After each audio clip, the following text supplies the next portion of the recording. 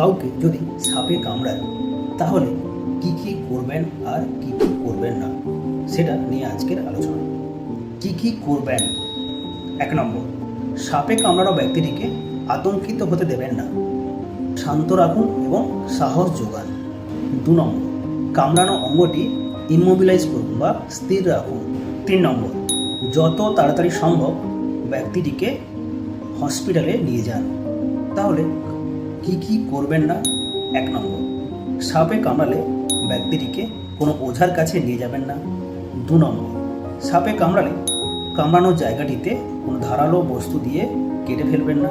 3 নম্বর, মুখ দিয়ে চুষে বিষ বের করানোর চেষ্টা করবেন না। 4 নম্বর, কোনো কেমিক্যাল বা বরফ কামড়ানো জায়গাটিতে লাগাবেন না। 5 নম্বর, কোনো বাঁধন দিয়ে কামড়ানো জায়গাটির উপর দিকে বেঁধে রাখবেন না। সুতরাং সাপে কামড়ালে ব্যক্তিকে অবশ্যই নিকটবর্তী হসপিটালে যত তাড়াতাড়ি সম্ভব নিয়ে যাবেন। ওকে, থ্যাংক ইউ।